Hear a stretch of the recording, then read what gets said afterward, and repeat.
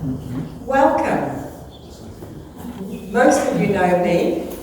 I'm Linda, Lily's daughter, the better half of the other two boys. And all the girls said,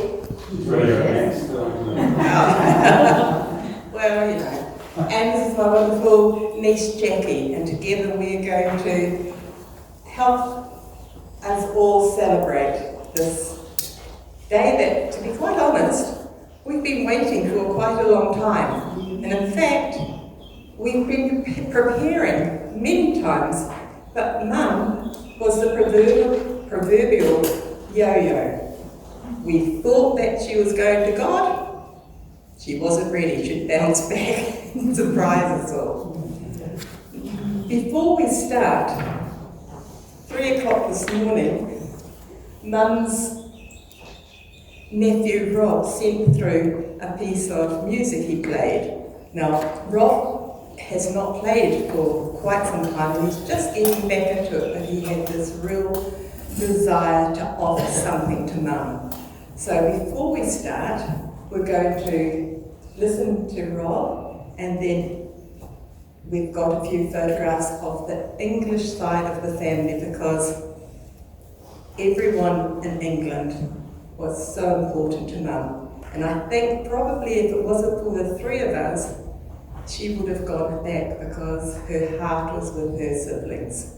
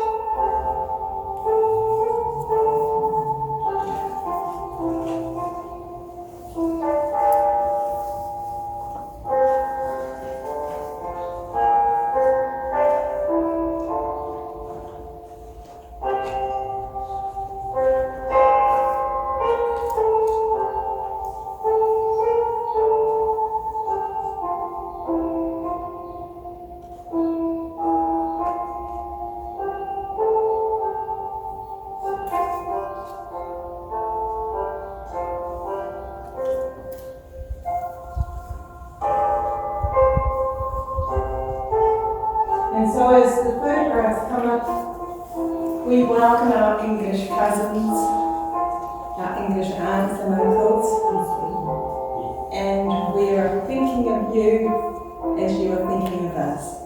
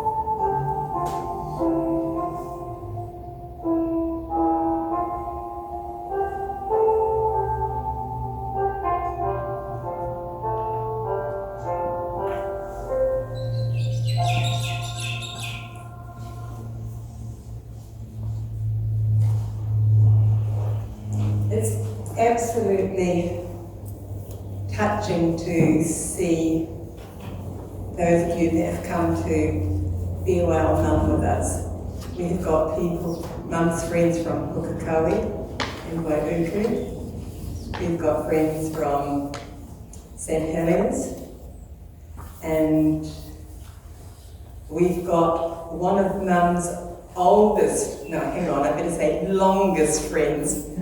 A very special woman that we have always known as Auntie Avis and her son, and they've come from Linmore, Henderson, Point. You've moved. She's posh now, okay.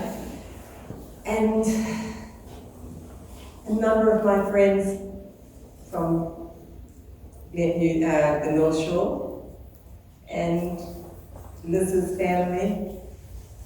I'm not even going to try to guess where you're from, I'm sorry. And if I've missed anyone, welcome anyway.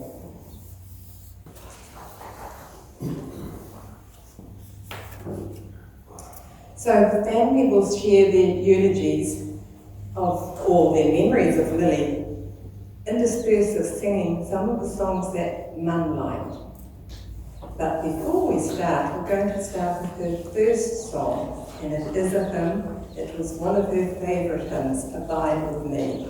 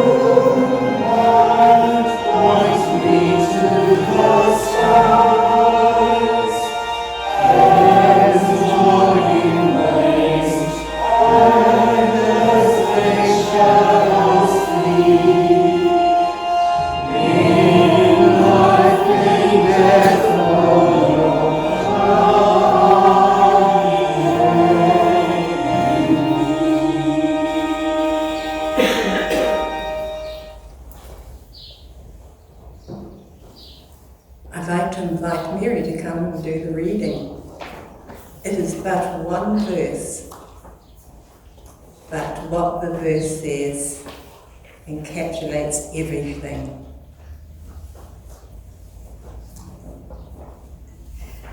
The reading is from the Gospel of John. So with you, now is your time of grief, but I will see you again, and you will rejoice, and no one will take away your joy. Amen. In our tradition, we'd usually have a response to the reading. We're having a response, but Mum's way. How often did we hear her sing this?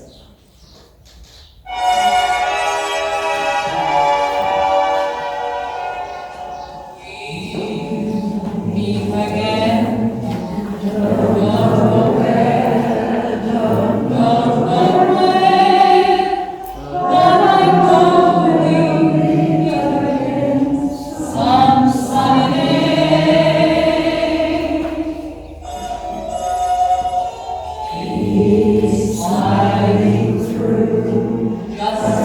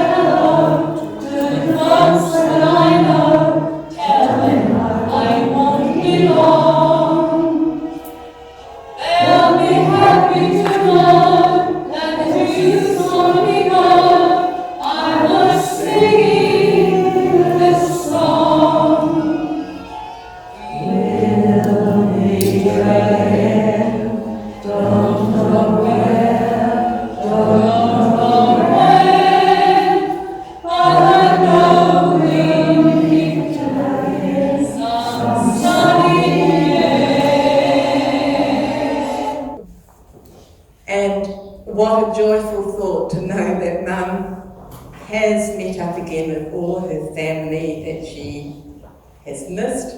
And man, I don't know what's happening up there, but I have a vague feeling there's a party going on with lots of dancing. Yes. And so, we're going to begin the story of Lily's life. Lily was born on the 16th of November 1925 at her aunt's house in Albee Avenue, commonly known as Lazy Buggers Street in Hull. She was the fourth child of 12, 7 girls and 5 boys. But sadly, 2 of the boys died very young, and so Mum only knew her siblings Albert, Douglas, Raymond, Ida, Florence, Margaret, Jeffrey, Rita, and Irene. Irene was 17 years younger than Mum. Now, Gran was hard of hearing, and the story Mum always told me was she got deafer with each birth. I don't know whether it's true, but Mum's schooling was constantly disrupted. She had to stay home to babysit every time Gran had another child. But this was something she really loved doing. Eventually, Mum had to leave school when she was only 13. World War II had broken out, and although some of the kids were evacuated, at 13, Mum was old enough to stay home and help Gran. I have a really fond memory. About 10 years ago, Mum and I went back to England to visit the family. That's where most of those photographs came from that we've just seen. It's really like Coronation Street in some ways. The streets are all long and joined with the houses, and it was not that long a walk to go and visit her childhood school, Wheeler Street Primary. But what was a little surprising was after she took me to the school, she took me to the playground and proudly proclaimed to me, "That's where I used to truant." I would skip out of school and go and play on the swings.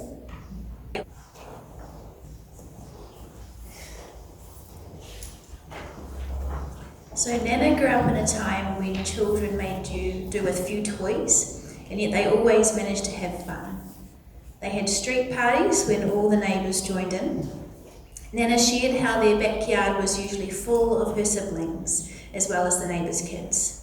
They would turn the old metal bathtub upside down and use it like a gymnastics horse.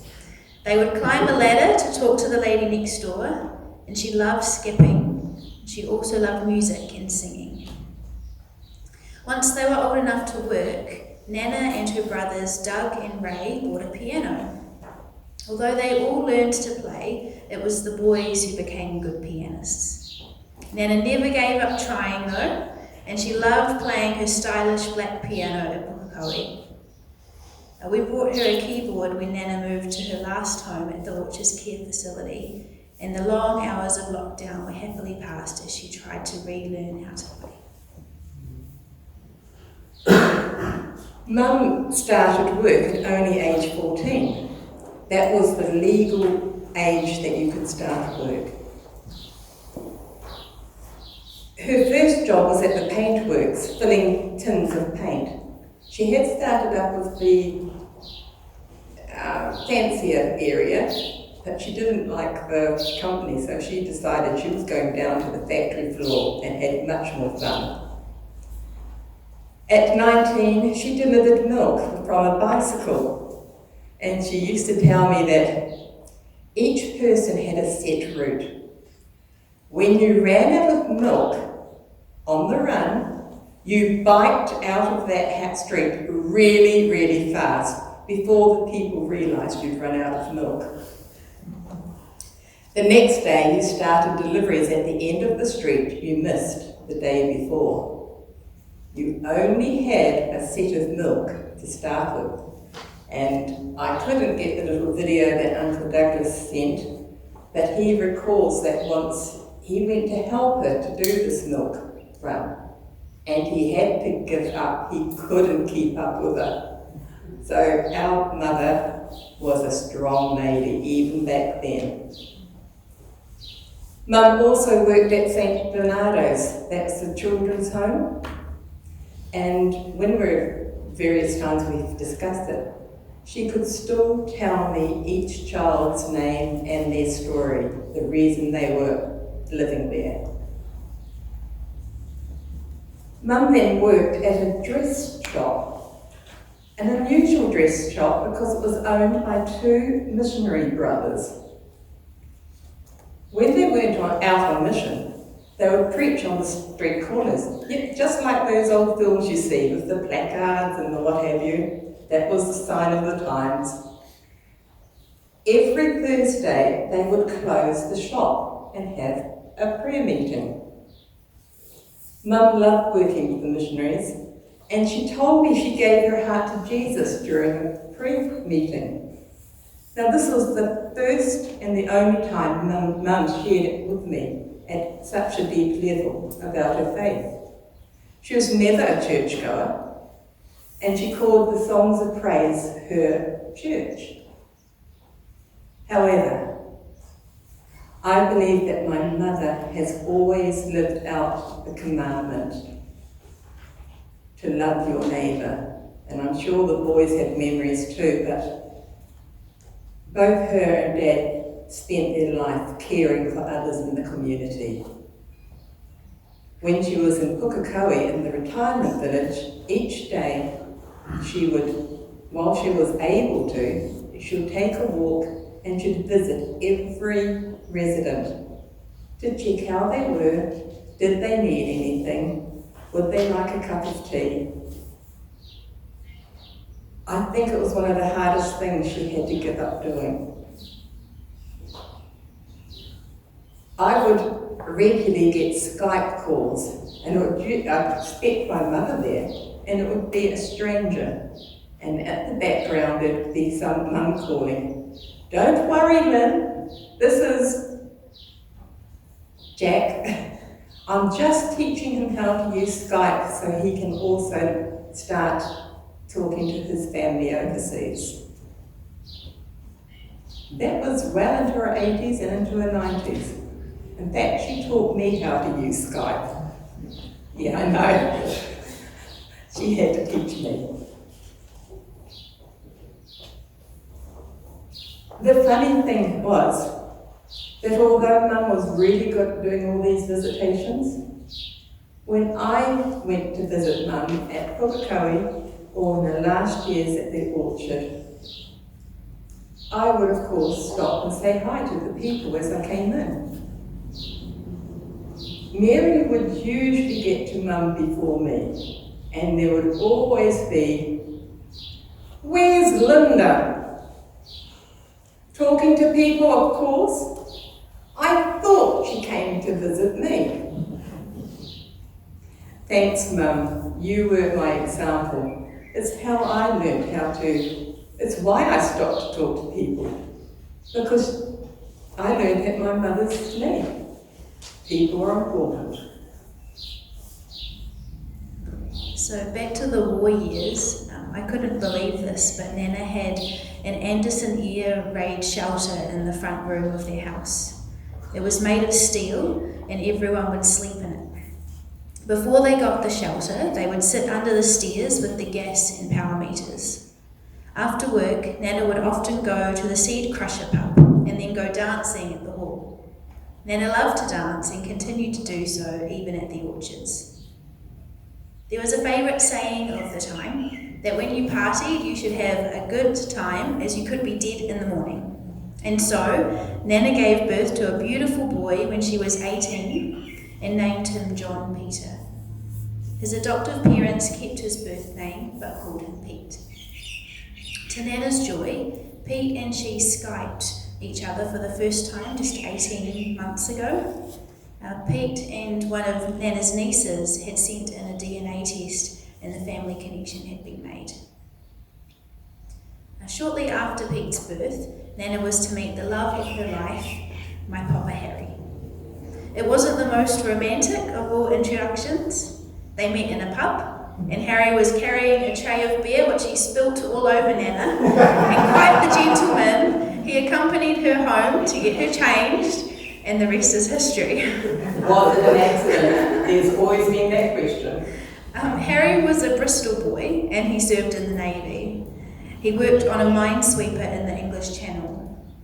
After the war ended, they were married in 1946. There were no white dresses or veils that were available soon after the war. So Nana's wedding dress was blue and she wore a chic blue hat.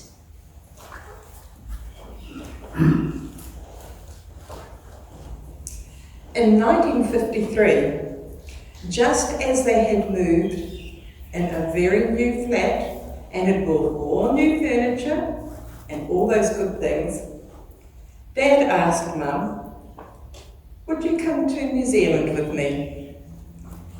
Just for 2 years, he'd been offered a job building houses. And then he moved to New Zealand by ship in June, only 2 weeks after she asked her. Luckily, he was the love of her life. Mum was left behind in Hull to be with family to sell the new furniture they'd just brought. However, she sailed shortly after on the Captain Cook. And 6 weeks after being on the sea, she landed in Wellington. Dad met her and they flew to Auckland, landing in Whenuapai, which was the only airport at the time. Now, they initially lived in Panmure, and the first week Mum walked down the street, she went, window shopping as we girls do. Just like that, a woman popped out and asked her, was she looking for a job? And so she began work for someone we used to know as Uncle Charlie Miller. Yep. He was the manager at Vitas Shoes, and he put her to hammering the glued pieces of leather of the sandals together. Of course, it was one of many jobs. But the interesting thing was Charlie Miller and his sister were the ones that were involved in making it possible for our adoption. That was something I learned with them. They organised it. Anyway, Dad's building contract ended after 15 months, so he built a caravan for them to tour New Zealand. But they only got as far as Redwood Park in Swanson, where they lived for 9 months. Realised that it was a waste of money, and eventually built a section in Sturgis Road, and they built their first house. And Mum, boy, she had become a real Kiwi, because she was involved with everything. She dug foundations, she mixed the concrete, she did a heap of painting, and probably did a whole lot of other things. And while they were still building, as if that wasn't enough to put up with, in 1958, they adopted me and my brother Peter. It was a private adoption, and it was Uncle Charles' sister who organised it. It was an anxious time for Mum, because they had been told it was very probable that only one of us would live. Patently, they were wrong. And to Mum's delight, she was permitted to go to the hospital and start bathing us when we were only 3 or 4 years old. And days old. Hey, I grew quickly. Yeah. And they took us home to live with them when we were only 9 days. Then in 1963, Mum gave birth to Jim. Dad was so excited he gave up smoking.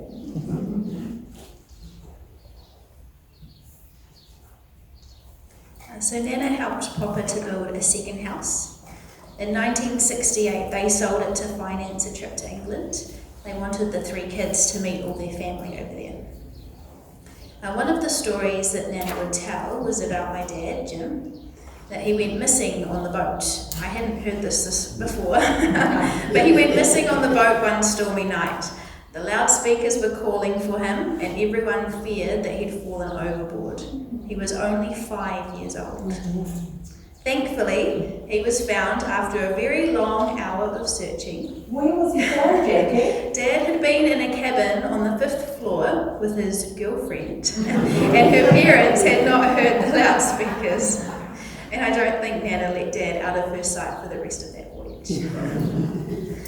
The family were away for a whole year, travelling up and down Great Britain, sightseeing and enjoying family time. A point of pride for Nana was knowing that her mother, aged 85, had refused to go camping with her. But back in New Zealand, Nana went camping when she was 91 years old. Returning to New Zealand, they initially lived in Browns Bay before moving to Cheltenham in Devonport. They bought a dairy, and this meant Nana working very long hours. The dairy was open from 7 a.m. till 8 p.m. Daily for 6 years. Nana suffered from migraines, but it didn't matter, the work had to get done. It was a little easier for her when Linda began working full-time with her, and together they shared the housework, the cooking, and caring for 7-year-old Jim. Eventually they were able to buy another house, and despite the long dairy hours, were able to join the bowling club where Nana became the president and was very popular. In 1986, Nana lost the love of her life when Papa Harry died at age 63. In 1987, she went back to Auckland for 3 months. She returned to Devonport, where friends introduced her to Jack Woodward, a widower, and they later married. I always remember calling him Papa Jack after the chips as well. At this time, Mum and Dad had settled in Waiuku and Pukekohe around there. And in 1995, Nana and Jack also moved to Pukekohe to be closer to us and our family. When Jack died, Nana moved to Waiuku to live with us for a while before moving to the Palms Retirement Village.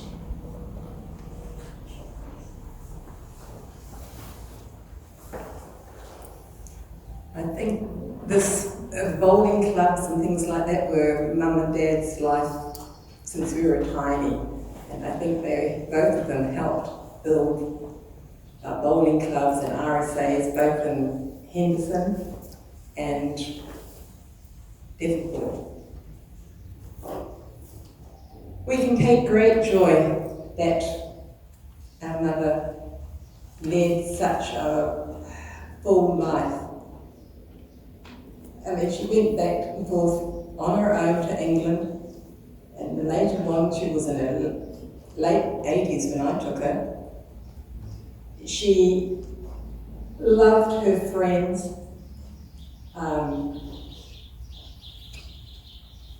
That's apparent with Ava's coming. Friends were very important to her. And I'd like to mention her passion for the Women's Fitness League. Now, she went for at least 40 years. I introduced her to it. She stayed longer than I did, but I'm quite sure those 14 plus years did much to keep her enjoying her long and full life. She was still in her 80s when she would go for 2 one-hour sessions a week. It used to be called the Health and Beauty, and that would dress up and would do these wonderful, I think they were like a gentle jazzercise or something, I can't think of what it was, but for older people. Anyway, after several years at the Palms, ill health meant Mum needed extra care, and she very happily accepted her son Peter as her caregiver for probably 2 years. I'm not going to say more about that because he's going to be speaking. But it was a precious time for them both, until a more intensive care was needed. And with Liz and Jim were about to move to the North Shore, and I was already there, and Pete was boarding a bus that meant he was going to be going all over the place. It seemed sensible that Mum come to us on the North Shore. And we were very fortunate to find a place for Mum at the Orchards Care Facility in Glenfield. Her last years were spent very happily being well cared for by the staff and being close to us. I remember the very first or second day she was there, they had someone, a husband and wife team, who used to play bagpipes, and Mum walked in. I was visiting at the time, and her first comment was, "Well, who's going to dance with me?" That was it. Everyone fell in love with her. And that was mostly, I think, leading up to when she died just last week. She was still playing Yahtzee with me. Mary and I do activities there, mainly because of Mum. She was still singing until the few days beforehand. She was still giving her son's cheek. And yet the pain had got too much, and we were very fortunate to spend that last week with Mum, and even more blessed that when she finally did die, it was the most peaceful, quiet death I've had the joy of watching. And so, yes, Mum, we're going to miss you a heap, but we cannot be sorry that you have gone, and that you are probably continuing your partying where you are now. And so, I've lost my... What's next, Jackie?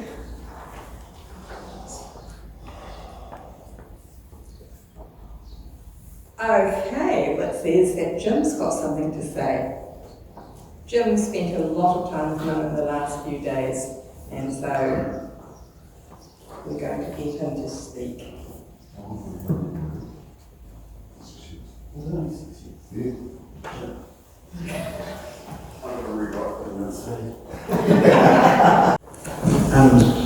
I want to start by thanking a few people who made the last few years of Mum's life a lot better. Peter gave Mum a couple of great years before we all left for the go, dragging her to the beach, taking her out for drives all over the place, and memory trips to Henderson and Devonport, getting her out on one of her great loves, the ocean again, complete with a porta potty and managed to young sisters. She did a lot of things that people their age no longer get to do.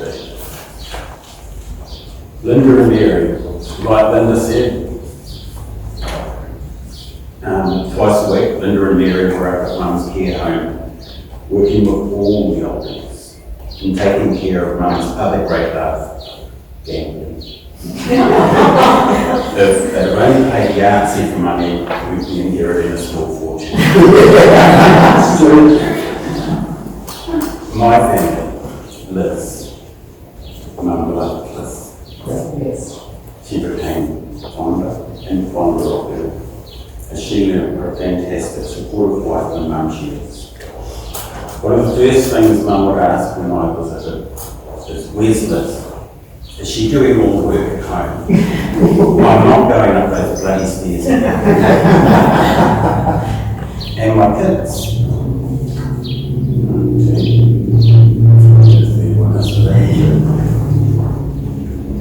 You probably don't realise how important you were to Nana in the last couple of years.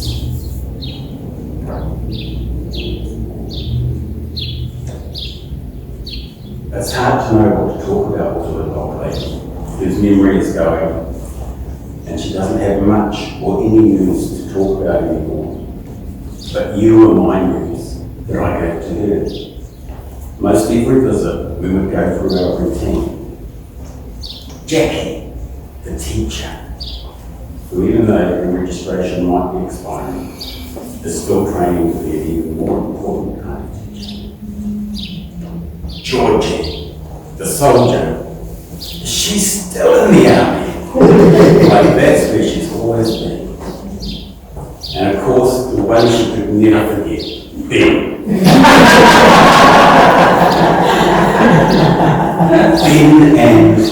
Ben and what's the other one called? Alex. It's Alex and Ben. Alex the nurse. Uh-oh, I'm in trouble again, aren't I? It's Alex first and then Ben, isn't it? I know now. Ben and Alex. And then we can start remembering other things. So you were all very important. Nana's memory joggers. And mums, nurses and carers. Even though they were the ones responsible for putting a baby inside my tummy and I'm way too old for that. Why she got an infection or something because they put a baby in me. One of the blessings of mum passing away was that no one, especially mum, was looking forward to the birth.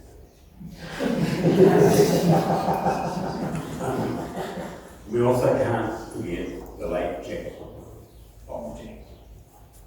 I had very strong words with mum about remarrying so quickly after Dad died.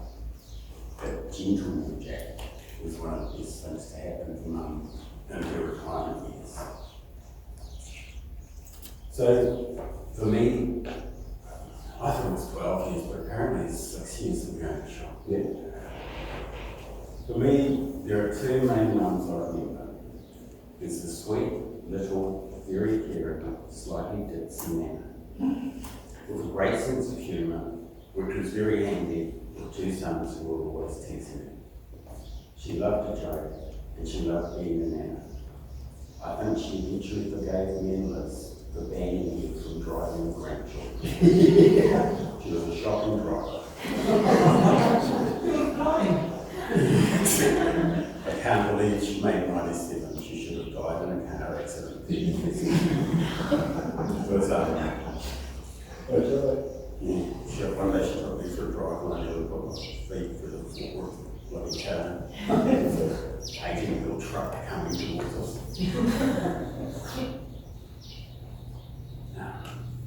The other mum I remember, and it's the most important one to me, is the lady at the time of the dairy. So much so that Linda let me put dairy proprietor as her occupation on the desk. I wrote this on Sunday, up on North Head and outside the shop, after a trip around Devonport to gather my memories of mum. I visited our old homes on Vauxhall Road and Sinclair Street, drove past mum's bowling club, stopped to have a look at Cheltenham Beach, and most importantly, I bought a coffee at the Cheltenham Milk Bar Cafe, the old timey dairy, which seemed to be a lot bigger when I was pinching lollies and doing my work out there. He only showed me that if you look at the window above the main door from a certain angle, you can still see a very faint tip-top sign etched into the glass. And it's still got the same 1960s orange and white floor tiles. Wow. They worked so hard in that little shop. Like Linda said, 7 days a week, 365 days a year. Even a few hours on Christmas Day so people could pick up their cream for the pavlova. With hardly any holidays. A huge bit of my days. I've seen most of my childhood, but my memory's gone. A big part of my childhood. Mum said a few years ago, I regret buying that bloody shop. We missed a lot of time with you all. Peter and I cut it down the years. No way. Those were fantastic years. I remember the pictures for about 10 cents with my sister as we got close to it. We couldn't think of a better place to grow up. So much freedom when your parents were working together. So many friends. because everyone knew who you were. Except for that Broadbent family buying their Sunday bread. They used to shop there. If only Mum had known them, I might have another little girlfriend to pay. Liz and I lived Heather's family, my wife's mother, lived in Devonport for a while and used to stop at our shop to buy their bread on the way home. Probably the only regret is that we had to deal with a lot more of Linda's cooking than we would have liked. Yeah. Speaking of cooking, Mum was pretty damn good at making a good English roast beef. Yorkshire greens, gravy, and beans that had been boiled for hours. Absolutely no nutrition. She only smacked me once that I can remember, and it was a real hook, right across the face. A policeman brought me to the back door of the shop. My little blue puffer jacket, which had a secret pocket. Come quite handy to stealing a motorbike from the local supermarket. The owner banged me for life. Whack! She was great. Right across the face. She must have knocked a little bit of sense into me, because not too many years later, here I was, managing the local supermarket. The owner banged me for life. All of our friends knew Mum. She and Dad were the central hub of our little Boxer community. Knew all the kids. Mrs. Fisher behind the counter was well respected by all. But you have to be a little bit careful. She also knew all the parents. I think she realised when me and Pete told her off for saying I regret buying that bloody shop, that we loved that shop, and the childhood Mum and Dad gave us. She was the proud president of the bowling club, and Dad of the men's, I think. Yeah. They had a lot of great friends in their late years in Devonport. Like Bill was saying, this is similar. It was Dad's birthday on the 2nd of January. So for many years, they had a New Year's Eve party, but it was a special one. They invited all the old single guys who didn't have much of a Christmas or New Year. Old Charlie, who owned 3 rundown houses down Vauxhall Road. Don, who had a giant cat called Samson. You wanted to marry her? He fed it sirloin steak. And a little bloke whose real name was Robin Wood. Mum and Dad would sing, and Mum would always and the old bachelor's love. Did see. It wasn't just an old age. Mum was always a little bit on the busy side. When Liz and I worked with people with disabilities at IHC, Mum referred to it as working with the intellectuals. I don't think she minded at all, but she was often both Dad's. He called her Alice, because she was always in money. Our Alice had a great friend. She married a handsome sailor, and they went on a great voyage to the other side of the world, a land where she made for herself a new life, where she worked hard at making a new extended family for her new children.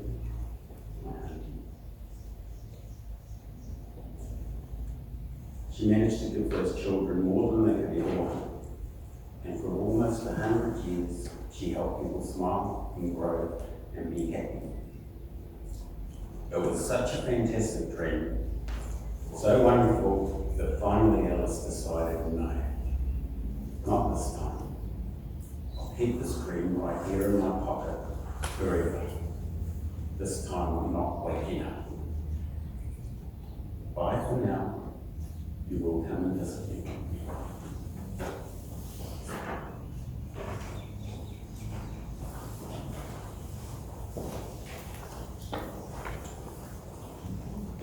Wow, that's why I don't speak out to my brothers.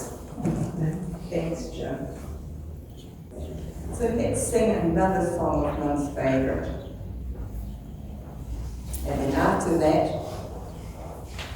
the oldest sibling.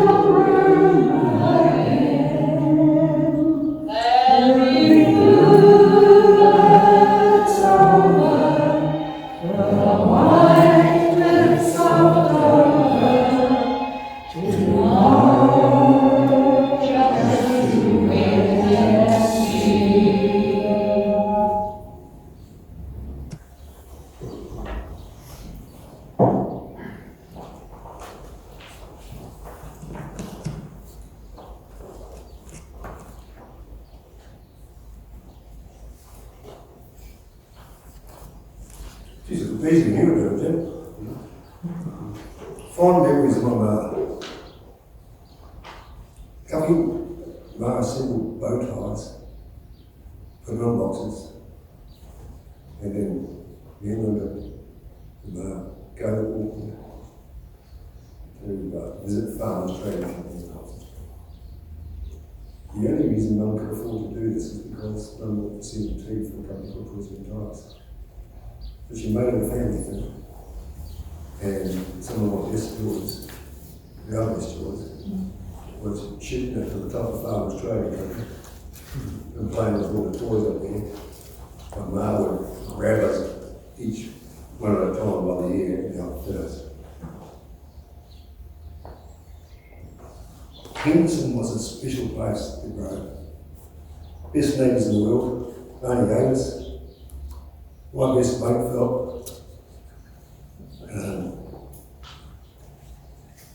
Every party that seemed to have birthday parties, Mars was the one that made the most amazing themed birthday cakes.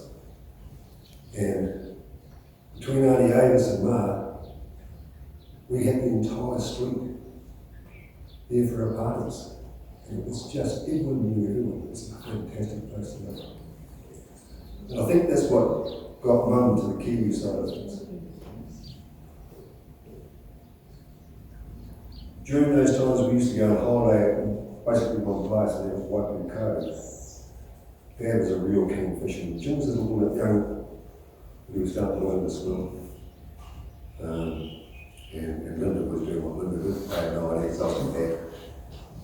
That often we'd go and founder at nights and come, when we straggled back on the back of Dad's back, but we come up some amazing big flounder. And I can remember one night we got in about 10 o'clock and we were in those days there were trams at the campground and Dad played this over to play a joke on Ma. Normally he would clean the flounder before we got back into the camp. But on this occasion this flounder was massive and Dad requested Ma cook it that night. Well, the one thing was still flapping in the plate. It was over the pan and it was flapping and it actually fell into Ma's leg. Ma just shrieked and tore out of the tram and I can remember, I ain't coming in until you get that bloody thing's head off. And me and Dad just howled with laughter. We used to play, and that started, I think, the jokes and the tricks. And that continued on for a while, and that continued through me and Jim in our later years.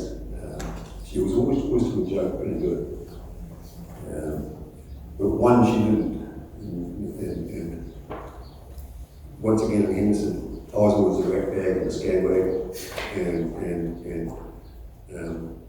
I remember Ma chased me down the back of the house with a plastic rake. That's all. It was a kid's toy. And as I'm going past, in those days we had a rotary washing line, I'd grab hold of it, and I sort of swung around. Ma swung with the rake, and fortunately for me, she hit the bar of the horse. Just a fraction before she actually hit me. So all the force was bad, and I didn't feel it at all. But me being true to me, I'm screaming on the ground, and you're killing, you broke me. Well, she never hit us. So Jimmy can thank her for that. That's one of the reasons she never got. I think you used to get that. But she is good. I didn't get to see a lot of Mum like 18 years. When I came back, we had an awful lot of fun together.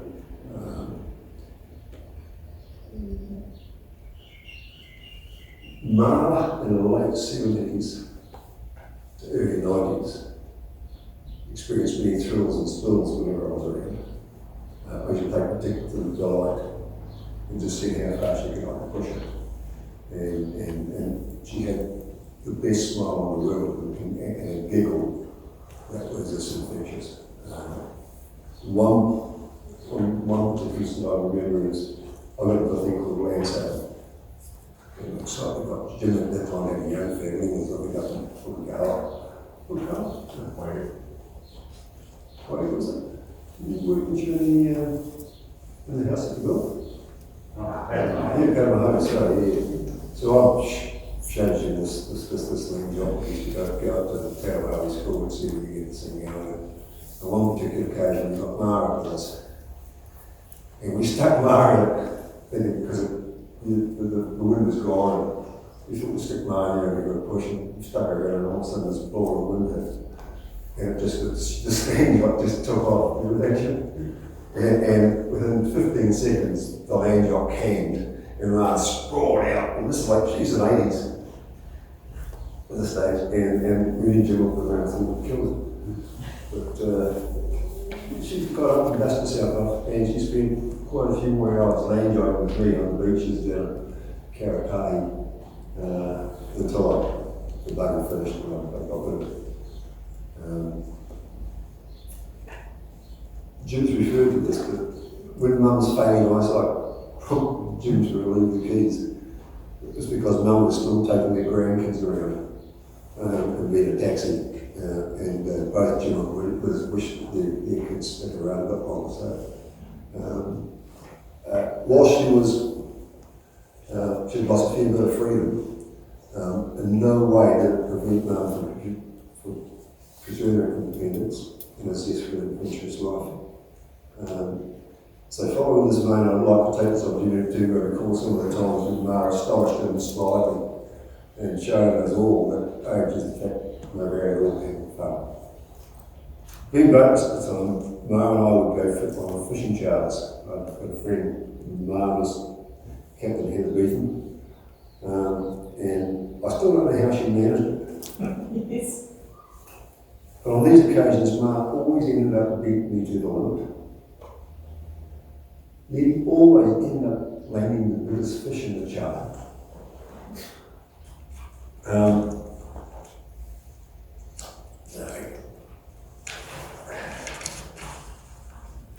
Which elevated to basically legendary status within Heather's charter community.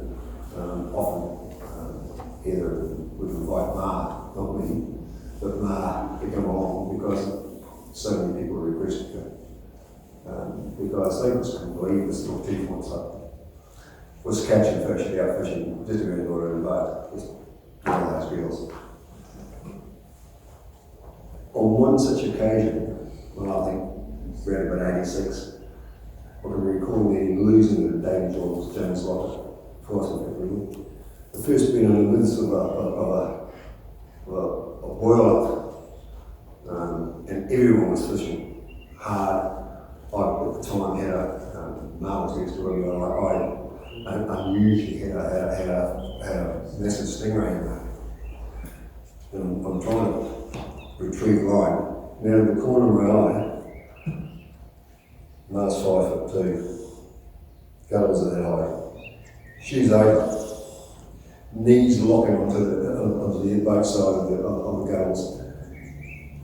Hands down, I had this little 5-foot pink rod, I think it cost $20. That was in the water, and she was screaming, "Oh, oh." I managed to grab hold of it, and between me and Henry, we managed to pull it back in, and set her down and tie her in. And she managed to actually land her first legal kingfish that day. To the joy and the howls and the light and the applause from the rest of the garden. And that was the kind of girl she was when she was out there having fun. She'd give it 110%. And made me immensely proud. And as I said, there were many a time after that we were getting free charters from here until the last one, which unfortunately we've got a full bag. We come back into the dock and I was getting all the stuff out of the boat and getting to the car. So no, just sit there, I'll be back in a minute. Next thing you know, Ma's followed me up and she's Buck's here, the wolf's there, and she's missed the gang, she's blind, she's nearly deaf, and she's still straight in. Thank God, this is his first day on the charter to the young fellow. He managed to grab Mum by the scruff of the neck. This became a continuing thing, and dragged her out. The only sad thing about that reading was that she'd stuck her legs a bit. She was lucky she wasn't killed. She was lucky she wasn't crushed between, but she's done enough damage to her legs, and I think it'll affect her for the rest of her life. Which slowed her down a bit, just as well for my heart. But as I say, that night, Heather rang me and said, "Well, the insurance company's not going to cover that, and none of my crew can handle it anymore." You know, she's just too well to go. So that forced us on a little bike off from our own little areas. We continued enjoying fishing. I was in the car trade, so I was lucky I had some nice cars in the days. Mum was mad on convertibles, loved them in here. And one particular time I got this thing called a Muriel Animal, which is at the time the fastest little racing car in the world. And she says, "Let's go for a drive." And this is like 10 o'clock in the morning, you know. Yeah, I think Ma had driven for probably 2 or 3 years by then.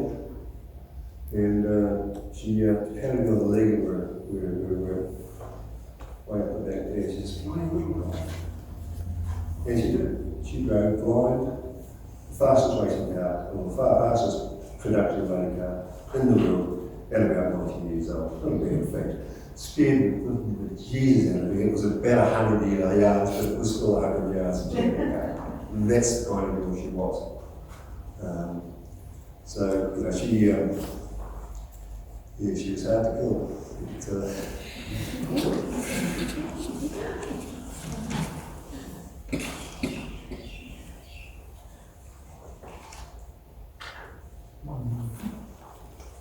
The last bloke that Ma sort of had much to do with was a ripped old bloke called Bob Moon. One leg, one eye, deaf as a post. Would give anything to go. And together they made a quite good, friendly couple. I can remember taking them away for a week's hiking down the road. Followed the boat and we were right at the top of the North Square Spade and all that. And those two were the first up. They go walking. Ma's already into the coffee, into the vehicle, and Bob's being the dutiful person about it. And I can remember they decided they wanted to go for a swim. I said, yeah, all right, so I'll get as normal. They took off and I was getting stuck here from the gate. And we got down to this surf beach. And Bob and Mar, together, Bob's hopping into the water. Mar's doing this. And they got about 3 feet in, and all of a sudden this big wave came, and they both, RCUT, straight back up to the beach. One of the funniest things there is, I thought they both were going to go that day, but once again, you look down to them. But once again, and that's, that's if I can be breathing when I'm they're just, that generation of kids of World War II are never going to be repeated again. It was the hardest generation. It made biggest gains this world's ever seen. Remarkable.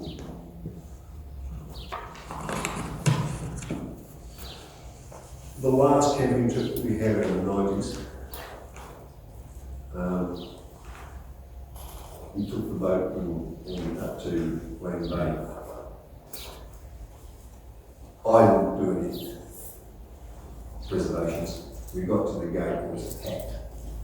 Marnie had to go to the toilet, so she asked the bloke to go to the toilet. He escorted her in. 15 minutes later, the gates opened, and the owner of the joint escorted us to the best spot in the whole camp. We then decided that it would be a good idea to take Ma around the place and show her. She's gone for 2 hours, I'll set up camp, I'm going looking for her. Only to find us domiciled on a chair with a family sipping champagne and eating crayfish. She then told me that this family's boat had just crouched and it would be a good idea to offer up my brand spanking new boat for the duration of our stay. The genius of it was that every night we had crayfish, scallops, and oysters. Everyone in that camp knew Mum that one week. They all loved her, they all put a lady with it, and when we left, there were people, it took us about half an hour to get to the campfield to find about say, right, the ilk of my mum. She made things really, really easy for us all of her life. And it was an absolute joy to be with her.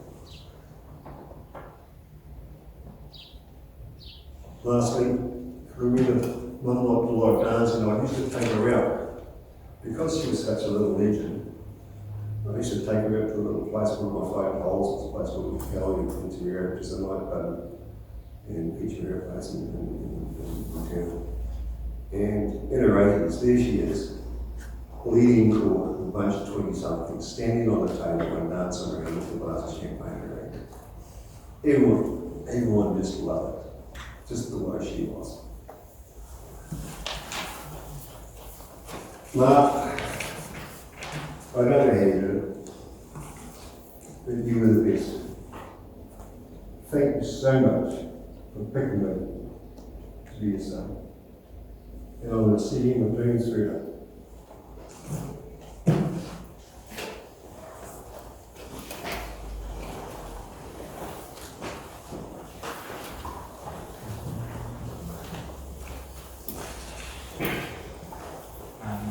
We've only known Nana for about a quarter of her life, and we never has now. We're just going to share a couple of memories we have of spending time with her. We used to visit Nana or spend the night during holidays, and one of our favourite things to do with her was go on a trip to the pet store to look at all the animals, followed by a walk through the local reserve to feed the ducks. Our visits with Nana also involved a lot of rummy cup, playing the piano, and learning how to knit. She would also take us Timken bowling from time to time. And I definitely remember being taken along to the pokies afterward more than once. This soon evolved into being given scratchies for birthday and Christmas presents, something I'm not sure was entirely legal, but that we used to always look forward to. Visits at Nana's would, without fail, involve a walk down to the dairy for a sausage roll or a pie and some lollies. along with pancakes for breakfast and a grapevine with the best purple grapes you can imagine. These were the good parts of eating at Nana's. When it came time for dinner, there would always be mint peas, and I don't know any child that thinks that's a good time. Well, the Nana classic with fish fingers, at least there was some tomato sauce on the plate to mask the flavour. I have a particularly vivid memory of getting into trouble with Nana when she was driving Georgie and I back home to Waiuku once. We were in the back seat causing trouble of some kind, and after many attempts of getting us to behave, she eventually pulled the car over and threatened to throw us out and make us walk the rest of the way home. As loving as she was, we found out that day that you shouldn't mess with Nana. As we got older, we started to learn more about what Nana's life was like, especially her childhood and when we moved to New Zealand. We talked with Nana one Christmas about her Christmases as a child. She said that she got just an orange for Christmas, just one orange. She told us this as there was dessert on the table, enough for us to have seconds or maybe even thirds.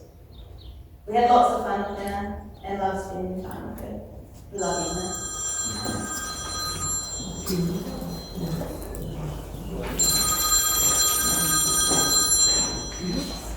And the last song that Mum ever sang with me, oh well, actually, it's the fourth to last. You are my sunshine, my only sunshine. You make me happy when skies are gray. You'll never know, dear, how much I love you. Please don't take my sunshine away. The other night, dear, as I lay sleeping, I dreamed I held you in my arms. When I awoke, dear, I was mistaken, so I hung my head and cried. You are my sunshine, my only sunshine. You make me happy when skies are gray. You'll never know, dear, how much I love you. Please don't take my sunshine away. And so we had a poem. Alex, when we do the poem, we'll just go straight into the photographs after that. Now, I've shared with you that 4 years ago she wanted to plan her funeral. And so we dutifully did it. And we got the readings, we got the songs, and I said, well, how about a more of a poem reading? So she went through the ones I brought and she went through them and she said, I like this one. Okay, we can do that one. No, there's a problem. Okay. Well, I should be the one to do the reading. Okay, Mum, you get the fact that this is going to be your funeral and that you're going to be the guest of honour in the little wooden box. If you sit up during that and start doing a reading, we'll probably all join you. That's the kind of conversation Mum and I would have. She said, well, you're clever. You work it out. And so we worked it out. I'm always with you. When I'm wrong, release me. Let me go. I have so many things to see and do. You mustn't tie yourself to me with too many teeth. But be thankful we had so many good years. Gave you my love, and you can only guess how much you have given me in happiness. Thank you for the love that you have shown. Now it is time my troubles are over. So grieve for me, one, because grieve you must. Then let your grief be comforted, my true. That it is only for a while that we must part. So treasure the memories in your heart. I won't be far away, for life goes on. And if you need me, call and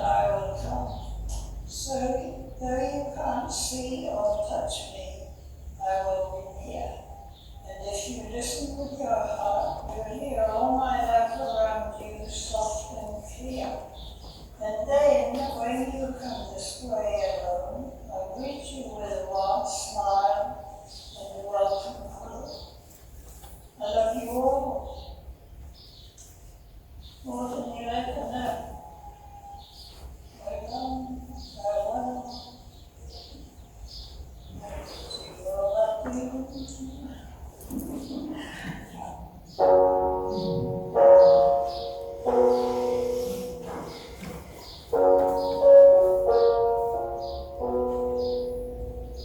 Took the supermarket flowers from the windowsill.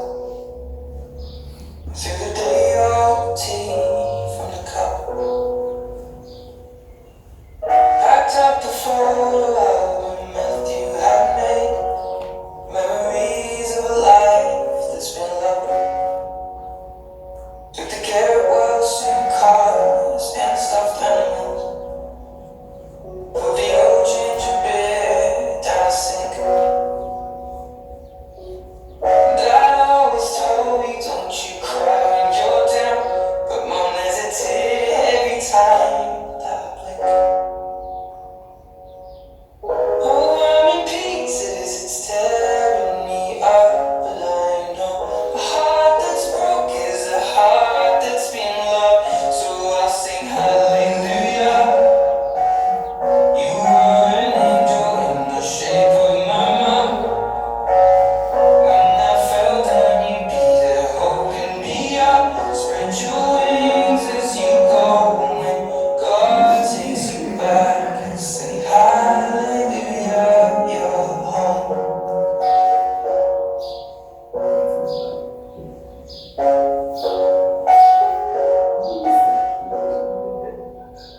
Froze the pillows, made the bed, stacked the chairs.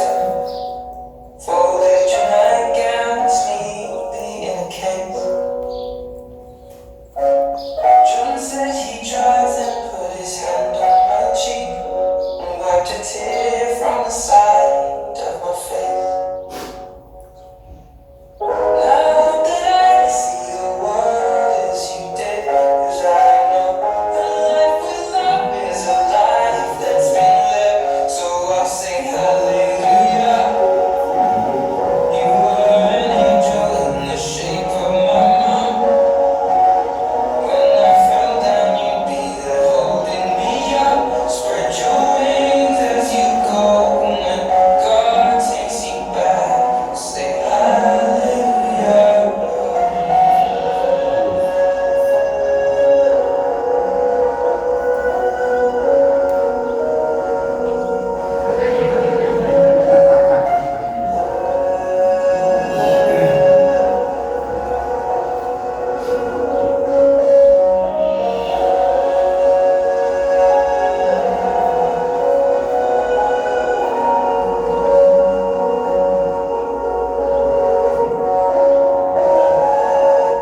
Hallelujah. You were an angel in the shape of my mom. You got to see the person that I've become. Spread your wings and I know when God took you back, He said hallelujah, you're home. You were an angel in the shape of my mom. You got to see the person that I've become. Spread your wings and I know that when God took you back, He said hallelujah, you're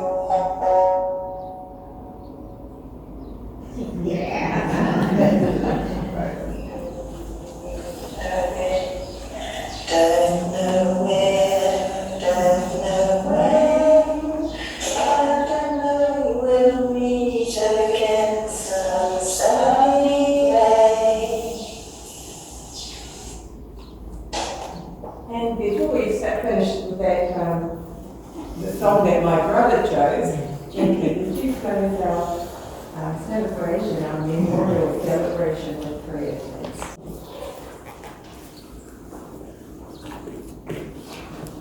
So we've come to the celebration of Lily's life. like our mum, our nana, our sister and our friend. But before we go our separate ways, let's just pause for a moment to reflect on all that we have heard and spoken. Let these memories be a source of comfort, reminding us of the love and joy that we shared. As we say our farewells, we are grateful for the lessons that Lily taught us, the kindness that she showed us, and the enduring mark she left on our hearts. We pray for the strength to carry Lily's legacy forward with grace and gratitude. And while we will miss you so much, we are thankful that you're now at peace. We are thankful for the gift of Lily's life, which has forever changed ours. Amen. And let's finish this with a party. Yes, that's what Lily was.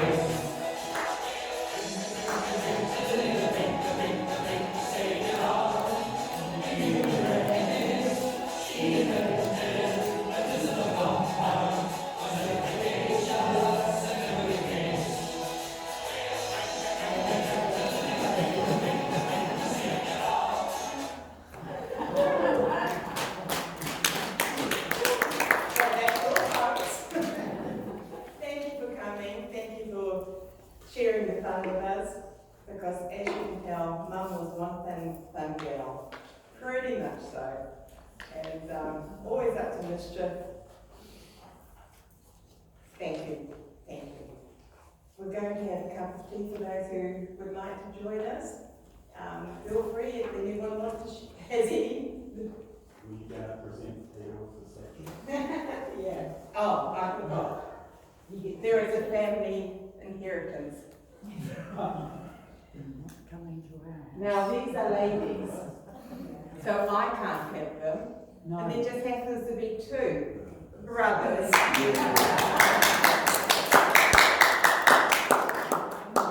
We've had that was as part of our family memory since we were tiny. And Mary said I wasn't allowed them.